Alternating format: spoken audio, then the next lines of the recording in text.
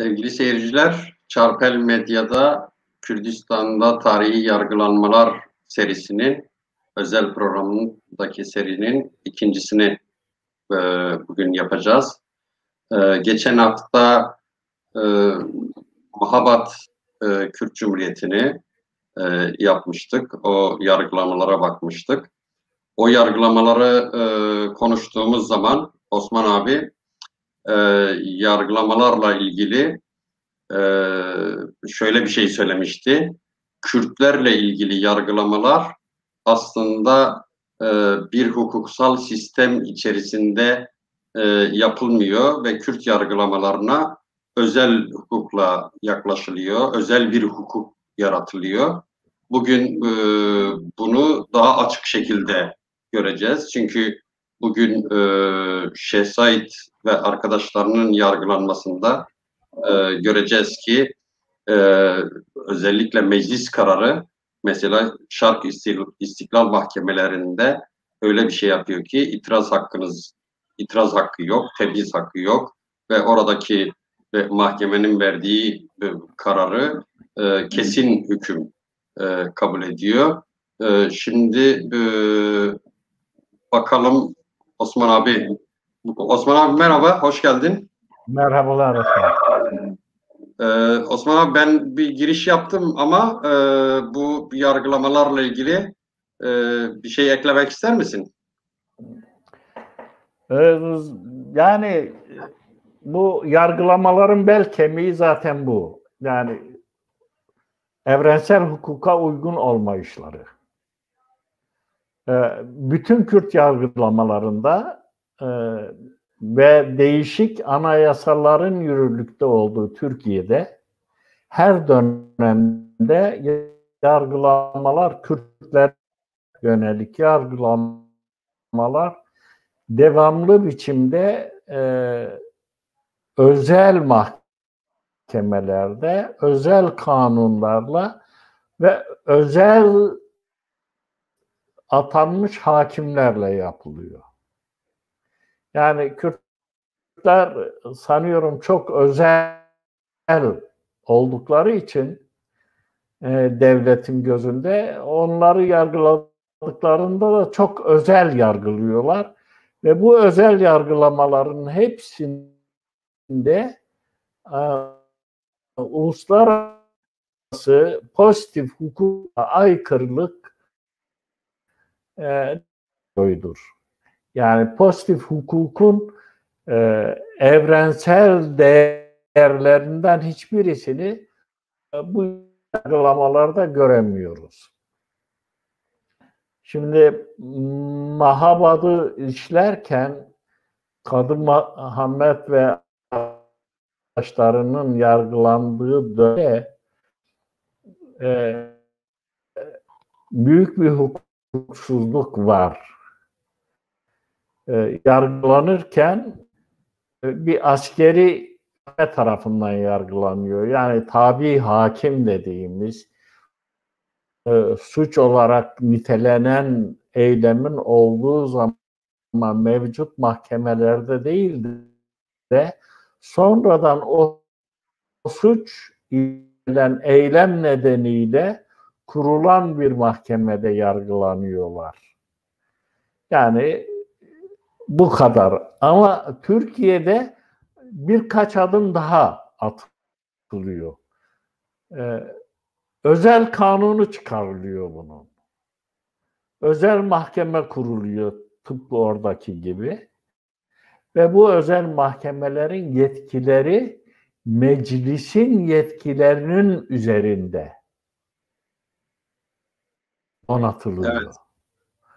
Bu bakımdan 1925 ve sonrasındaki mahkemeleri biz irdelediğimizde göreceğiz ki yargılamalar, Kürtlere yönelik olan yargılamalar çok farklıdır. Bugün anlatacağız. Mesela Şeyh Said Efendi ve arkadaşlarının yargılandığı İstiklal Mahkemesi'ne paralel Ankara'da İstiklal Mahkemesi kuruluyor. İki İstiklal Mahkemesi meclisin aynı kararıyla kuruluyor. Fakat iki İstiklal Mahkemesi'nin yargılama şekilleri, biçimi, savunma sistemi çok farklı. Evet. Örneğin Ankara İstiklal Mahkemesi'nde kullanan kişilerin avukat hakları var. Bunlar hakkında verilen cezaya Yargıtay'da itiraz etme hakları var. İtiraz etme hakkı var. Fakat Şark İstiklal Mahkemesi'nin, yani Diyarbakır'da önce göreve başlayıp sonra Elazığ ve Kürdistan'ı dolaşarak bir sürü insanı yargılayan Şark İstiklal Mahkemesi'nde yoktur. Yazılı savunma yapmak olanağı yoktur. Avukat tutma olanağı yoktur. Olanağı yoktur. Temize itiraz etme hakkı olanağı yoktur. Bu haklardan yoksun, sadece göstermelik bir yargılama vardır ve bu yargılamada da daha çok kimlikleri tespit ediliyor ve onlara yüklenen suç daha hareket devam ettiğinde saptanmıştır. Evet. Yani senin Peki abi, bu açılış olarak belirttiğin hususlar var. Ekleyebileceğim şimdilik bunlar. peki. Abi, bu yargılamadaki yargılayan kişilerin 1925 kimlikleri, yargılamalarına yargılayan başlanmadan kişilerin evvel kimlikleri, devlet iki şeyi baştan planlıyor. Bu devletin Kürtlere oranla daha öngörülü gösterir aynı zamanda. Devlet çok öngörülü bir şekilde iki hususu önceden kararlaştırıyor ve bunun altyapısını hazırlıyor. Nedir bunlar?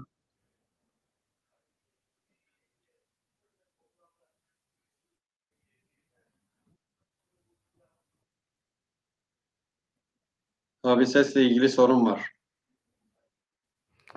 Onları söyleyeceğim.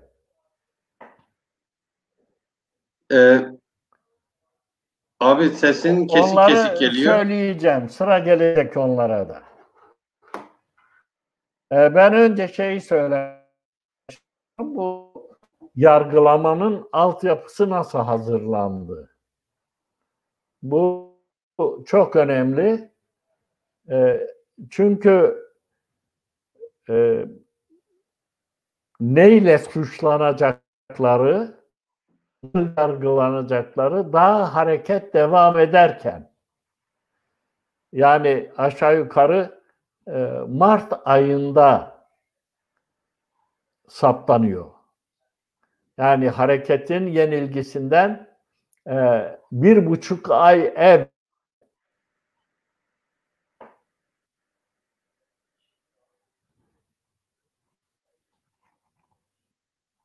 Abi, sesle ilgili bir sorun var galiba. Sesim geliyor mu abi?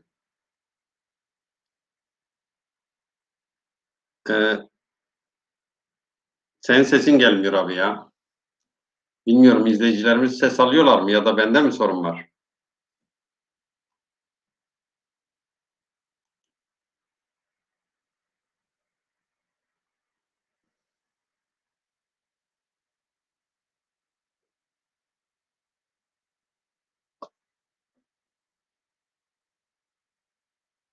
Abi, sesi kapatmışsın sen galiba. Rejiden öyle diyorlar. Benim sesim geliyor mu? Sesi kapatmışsın galiba abi. Seyda sesim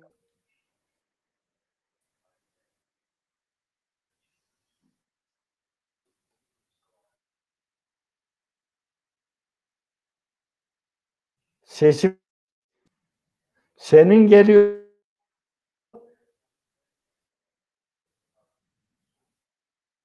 Evet. Hiç mi Ne gelmiyor? yapalım?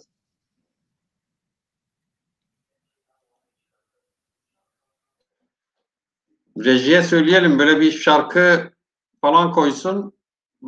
Biz bir arkada bakalım abi bu sese tekrar bir. Osman abi sesin kapalıymış senin. Sen sesini kapattın mı?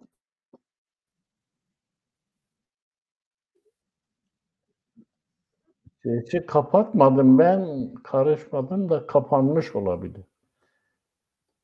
Evet, kapanmış, açılmıyordu. Açılmıyor. Peki biz birkaç dakika ara verelim.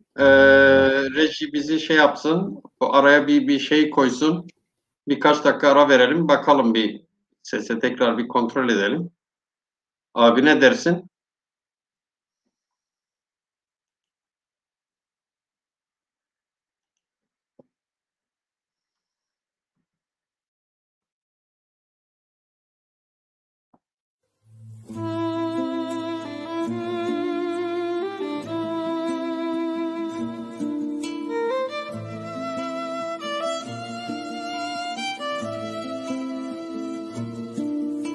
دلبري ئیرۆ سەحەر ئاوێتە جەرگێ من دودۆخ یەک لە سینە یەک لە دڵدا لەو ژ من تێن ئاخ و ئۆخ ئاහ و ئۆخێن من ji dil tên lê ji ber dîra qizil tên yan ji kovanên dikultên jê dizêt her xûn û zox xûn ji dil coco rewan tê wek eqîq û erxewan tê lê ji dest selwa ciwan tê ew şepala şeng û şox Oldu. Oldu. ew şep Nasıl abi şimdi ses? Osman abi?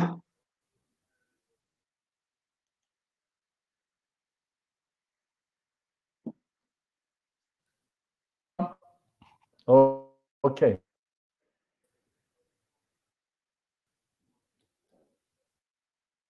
Ses geliyor mu abi? Ben sesimi duyuyor musunuz?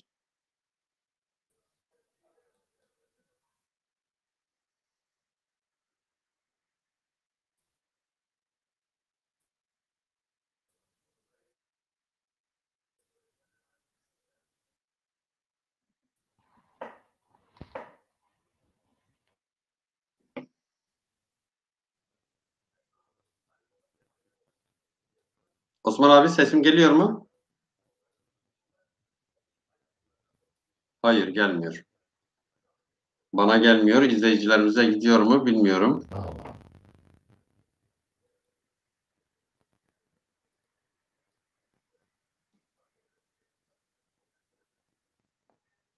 Ses geliyor mu şimdi? Gelmiyor abi. Yani çok şey geldi. Bir Senin iyi, benim geliyor mu?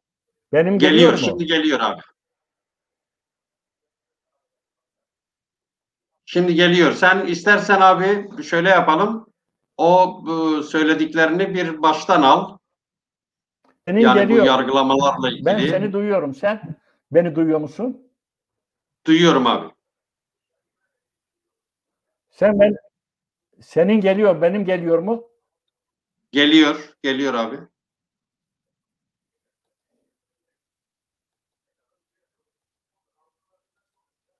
Ama kesik geliyor tabii. Ses açık. Hı. Ben evet. Şimdi şey dedik, bu ses kesilmeden evvel dediğim husus şuydu.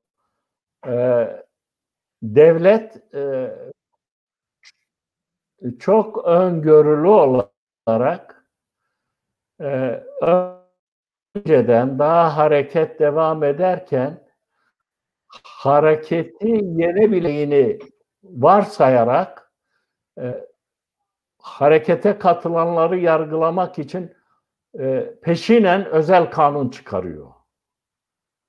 4 Mart 1925 tarihinde meclis Takrir-i Sükun Kanunu çıkarıyor.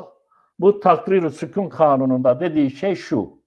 Diyor ki eğer irtica ve isyana, memleketin nizam-ı içtimaiyesini bozacak şekilde tevessül edenler, yani memleketin düzenini irtica nedeniyle bozmak isteyenler hakkında Takrir-i Sükun Kanunu uygulanır. Özeti bu. Bu ne anlama geliyor? Bunu anlamış devlet diyor ki ben seni yargıladığımda seni irtica hareketi yaptığın için yargılayacağım. Yani seni Kürtçülük yaptığın için değil, Kürtlerin haklarını savunduğun istediğin için değil, bir irtica hareketi başlattığın için, dini bir hareket başlattığın için yargılayacağım diyor. Yani devlet bu kanunu hazırlarken iddianamesini de hareketin iddianamesini beraberinde hazırlıyor. Öncesinden hazırlıyor. Bu çok enteresan bir uygulamadır. Ve nitekim karar verildiğinde de sonradan görüyoruz ki işte Kemalistlerin hepsi bu hareketin bir irtica hareketi olduğunu, Kürtlükle ilgisi olmadığını, fakat bu hareketin Kürt hareketi, Kürt ulus hareketi olduğunu bilmelerine rağmen ama devletin çıkarları ve politikası gereği bunun bir irtica hareketi olarak olması gerekiyordu. Çünkü 1924 Anayasası, yani hareketten bir yıl evvel yürürlüğe giren 1924 Anayasası'nda Kürtlerle birlikte Türk'ün dışında bütün unsurlar yok sayılmıştı.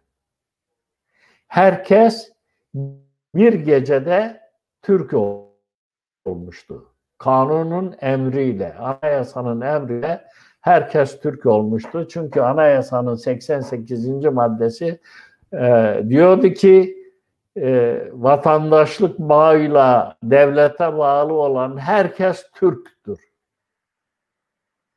Sözüm 1920 ona bu Anayasası'nda vatandaşlığı abi, tarif eden bir maddedir ama aslında tarif ettiği şey Türklüktür. İkincisi 1920 Hıyanet Anayasası'yla ne Vataniye farkı var? Kanunu. 24 Anayasası'nın. Hıyanet Vataniye Kanunu'nda da aynı gerekçeler ve aynı mantık var. Bu iki kanun daha hareket yenilmeden ama yenileceği veya farz edilerek hareket lider katılanlarının yargılanması için bir hukuki altyapı oluşturuyorlar ve bu hukuki altyapıya uygun peşinen 1924 Anayasası'nda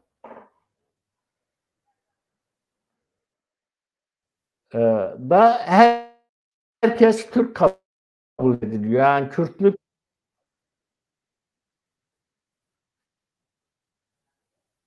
21 Anayasası Türk Cumhuriyeti'nin en demokratik anayasasıdır. Çok kısa, özlü, devletin biçimini gösteren ve federatif sistem öngören bir anayasadır. Fakat 21 Anayasası 24 Anayasası ile ortadan kaldırılıyor ve 24 Anayasası Türk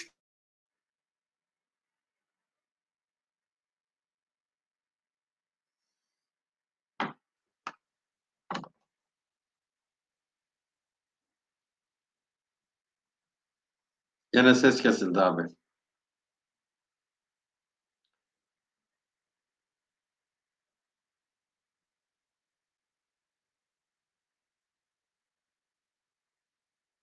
Ses kesildi. Ne yapalım?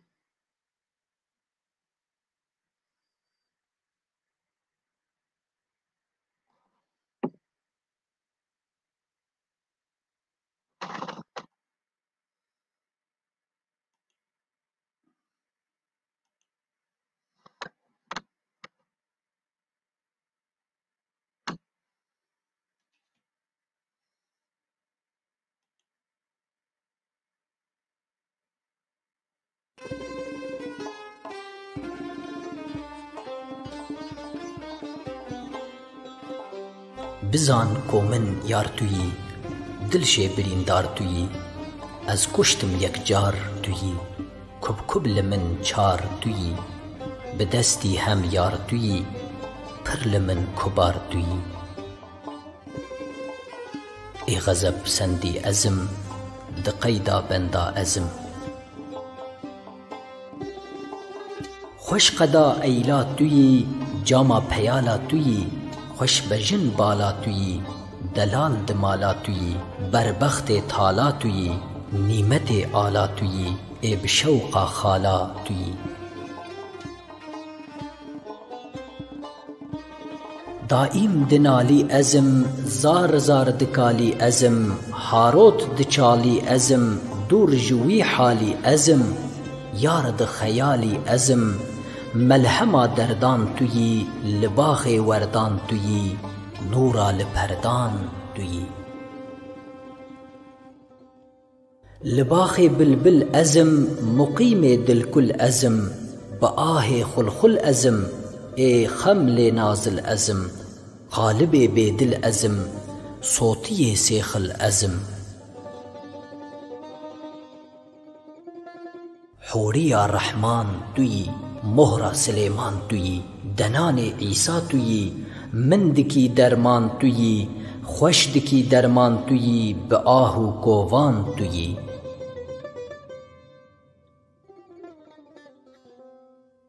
ای تو حباندی ازم عشقی شواندی ازم لوما لوماندی ازم درمان جارا تویی حیوال چاردا تویی سیوال دارا تویی گلا بهارا تویی تجی نوبارا تویی خطبال مهدارا تویی ای خرق دخوینه ازم ای کشتی برینه ازم ای درج شینه ازم عاشق لبینه ازم. Şimdi geliyor abi.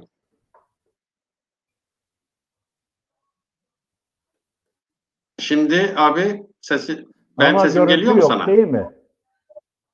Görüntü var. Abi biz şöyle yapalım. Biz senin sesin geliyor bana da. Aha yeni geldi. İşte abi senin yani internetin çok zayıf. Tamam. Büyük bir olasılıkla. Biz yani bence bugün kapatalım programı. Bu internet sorununu çözüp öyle şey yapalım. Yani önümüzdeki hafta devam edelim. Bilmiyorum. Çünkü geçen haftaki de yani programımız çok şeydi. Yani ben sonradan dinledim. Yarısında ses sorunumuz vardı. Öyle bir şey yapalım abi. Ne dersin? Olabilir. Tamam abi. Sevgili seyirciler, kusura bakmayın. Teknik sorunlar.